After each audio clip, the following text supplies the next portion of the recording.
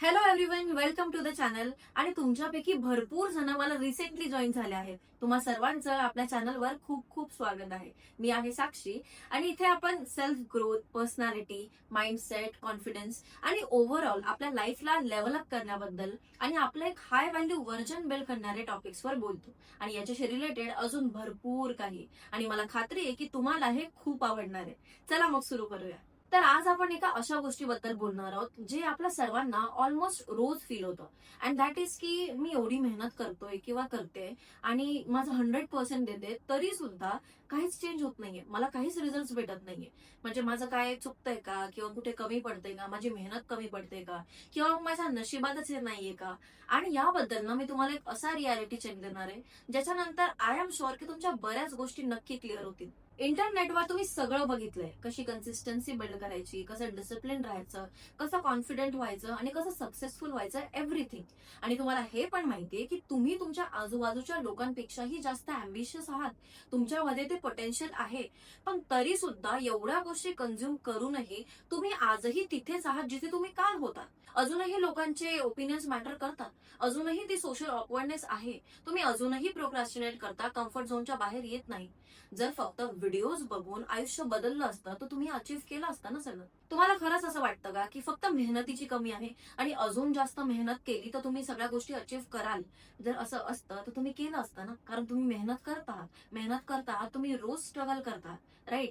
पण एक अशी गोष्ट आहे जी तुम्ही मिस करताय. आणि त्याच्याशिवाय मग तुम्ही कितीही मेहनत केली आणि कितीही घासलत ना, तरी सुद्धा परत तिथेच पोहोचणार जिथून तुम्ही सुरू केलं होतं. मला पण असं वाटायचं की यार मी लुझर आहे का, माझ्या लाईफमध्ये काहीच माझ्या मनासारखं होत नाहीये, किंवा मग मी एक्स्ट्रोवर्ट नाहीये म्हणून कदाचित मी आयुष्यात पुढे जाऊ शकत नाहीये. मी खूप युट्यूब व्हिडिओज बघायचे आणि लिटरली मी नोट्स बनवायचे. ह्या गोष्टी माझ्या कामाच्या मला वाटतंय त्याच्या मी नोट्स बनवून ठेवायचे. पण माझ्या रिअल लाईफमध्ये लिटरली नो चेंज. आणि आपण सगळे हेच करतो. आपण काय करतो, सेल्फ इम्प्रुव्हमेंट कॉन्टेंट कन्झ्युम करतो. मग ते आपण बघितल्यानंतर आपल्याला असं वाटतं ठीक आहे, ओके, मला सगळ्या गोष्टी समजल्यात, काम झालं. पण ते तसं नसतं.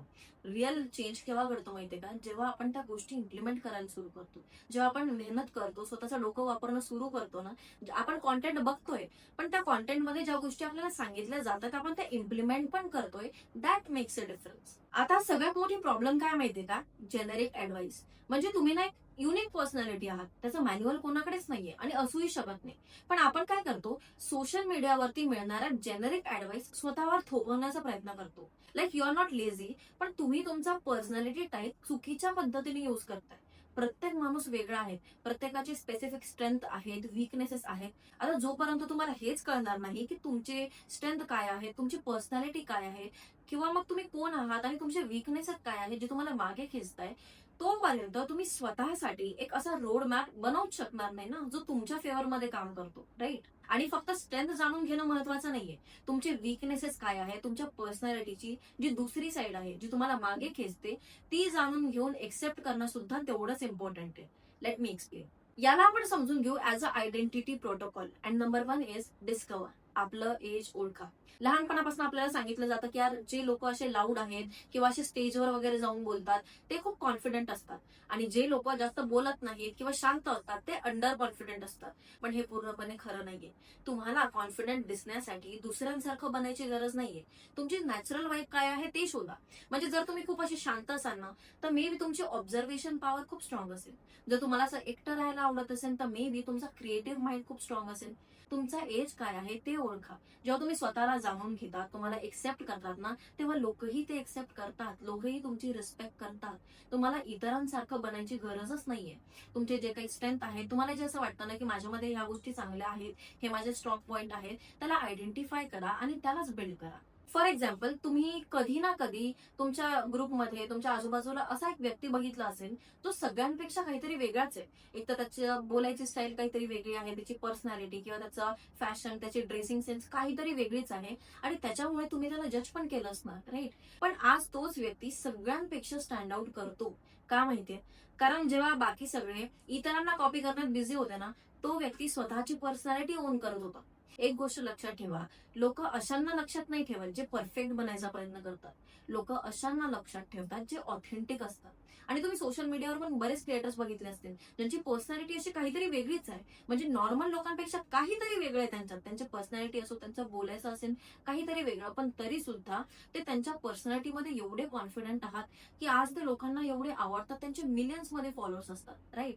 सो माझं म्हणणं इतकंच आहे की तुम्हाला कॉन्फिडंट बनण्यासाठी किंवा असं सक्सेसफुल अट्रॅक्टिव्ह बनण्यासाठी तुम्हाला इतरांसारखं बनायची गरज नाहीये. तुमच्यामध्ये स्ट्रेंथ काय आहे ते ओळखा आणि त्याला चांगलं स्ट्रॉंग बनवा. Now second thing is clear the blocks. म्हणजे ज्या काही गोष्टी तुम्हाला ट्रिगर करतात ना त्या कंट्रोल करा. आपल्या सगळ्यांच्याच लाईफमध्ये असे काही ब्लॉक्स असतात, अशा काही गोष्टी असतात ज्या सारख्या आपल्याला मागे खेचत असतात. म्हणजे काही लोकांना कसं असतं की एक छोटीशी कॉमेंट सुद्धा खूप हर्ट करू शकते, किंवा काही लोक तासन तास एका छोट्याशा कॉन्व्हर्सेशन बद्दलच विचार करत नसतात. आपलं डोकं हे जेवढं फास्ट आहे ना तेवढंच म्हणजे ते चांगलं पण आहे आणि वाईट पण आहे. म्हणजे एक तर ते तुम्हाला जिनियस पण बनवू शकतं, किंवा मग ओव्हर थिंकिंग करून करून तुम्ही डिप्रेस पण होऊ शकता. त्यामुळे तुमच्यामध्ये काय वीकनेसेस आहेत, कुठल्या गोष्टी तुम्हाला ट्रिगर करतात हे जाणून घ्या. जेव्हा तुम्हाला हे माहित पडलं ना की okay this thing is actually stopping me, तेव्हा या गोष्टीमुळे माझं काहीतरी अडतंय, या गोष्टीमुळे काहीतरी माझं नुकसान होते, हे मी नाही केलं पाहिजे, तेव्हा तुमच्याकडे एक चॉईस असते. तुम्ही काहीतरी त्याच्यावर कंट्रोल करायसाठी काहीतरी करू शकता. आपल्याला विकनेसेसला 100% संपवायचं नाहीये, कारण ते संपतही नाही. आपल्याला फक्त एवढं करायचंय की आपले जे काही विकनेसेस आहेत त्यांना आपल्या अगेन्स्ट यूज होण्यापासून थांबवायचंय. That's it. आता तिसरी गोष्ट आहे डिझाईन युअर ड्रीम व्हर्जन. वेग राहू नका, तुमचं ब्लूप्रिंट बनवा. किती लोकांचं मी ऐकलंय की मला सक्सेसफुल व्हायचं आहे, काहीतरी आयुष्यात करायचंय, लाईफ चेंज करायची आहे, पण ही खूप वेग गोष्ट आहे. तुमच्यासाठी सक्सेसफुल म्हणजे नेमकं काय हे तुम्हाला क्लिअरली माहित असलं पाहिजे. आजपासून 6 महिन्यानंतर तुम्हाला स्वतःला कुठे बघायचंय हे तुमच्याकडे एक आणि एक डिटेल रेडी असली पाहिजे. तुमची बॉडी कशी दिसली पाहिजे, तुमचं बँक बॅलन्स कसं दिसलं पाहिजे, तुमचे स्किल्स किंवा तुमचा कॉन्फिडन्स कसा असेल, हे सगळ्या गोष्टी तुम्हाला आजच माहिती असल्या पाहिजे. जेव्हा तुम्ही असे टार्गेट तुमच्या डोळ्यासमोर असतात ना तेव्हा मग डोकं भलत्या गोष्टींमध्ये जात नाही. आणि विदाऊट टार्गेट तुम्ही फक्त मेहनत कराल, बाकी कुठेच पोहोचणार नाही. त्यामुळे मेक शुअर की तुम्ही तुमचं फ्युचर व्हर्जन आजच लिहून ठेवताय. जेनेरिक ऍडवाइस तुम्हाला फक्त तिथपर्यंत घेऊन जाईल जिथे बाकी सगळे आहे. पण तुम्हाला तुमच्या लाईफमध्ये जर काहीतरी वेगळं करायचं असेल, काहीतरी मोठं करायचं असेल ना, मग तुम्हाला तुमचं पर्सनॅलिटी मॅन्युअल स्वतःला लिहावं लागेल. आणि स्वतःची पर्सनॅलिटी ओन करा. तुम्हाला कोणासारखं बनायची गरज नाहीये. आणि सगळ्यात आधी हे व्हिडिओज बघायचं सोडून द्यायचं, व्हिडिओज बघायचं सोडून द्यायचं हे बंद करा. जर तुम्ही व्हिडिओज बघत आहात, कॉन्टेंट बघत आहात, तर त्यातल्या गोष्टी इम्प्लिमेंट पण करा. स्वतःचं डोकं लावा.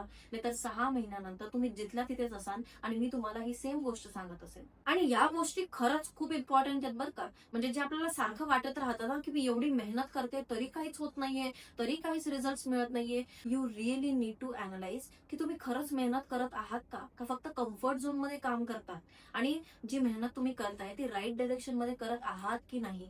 या फेज मध्ये कुठल्या गोष्टीमध्ये तुम्हाला जास्त त्रास होतोय, कुठल्या गोष्टी तुम्हाला ट्रिगर करतायत, हे सुद्धा तुम्हाला कळायला पाहिजे. ज्या गोष्टींसाठी तुम्ही एवढी मेहनत करताय त्या गोष्टीचं एक क्लिअर व्हिज्युअल पिक्चर तुमच्या डोळ्यासमोर असलं पाहिजे. शांत बसून या सगळ्या गोष्टी अनालाइज करा. आता चॉईस तुमचा आहे की पुढचे 6 महिने तुम्हाला हे जुनं व्हर्जन घेऊन जगायचं आहे की एक नवीन व्हर्जन बिल्ड करायचं आहे. आणि जर तुम्ही खरंच ट्रान्सफॉर्मेशन साठी रेडी असाल तर कॉमेंटमध्ये मला नक्की सांगा आय एम इन, कारण मी लवकरच तुमच्यासाठी एक कम्प्लीट 6 मंथचा रोडमॅप घेऊन येणार आहे. तोपर्यंत या सगळ्या गोष्टी फॉलो करा आणि भेटूया लवकरच नेक्स्ट व्हिडिओमध्ये. बाय.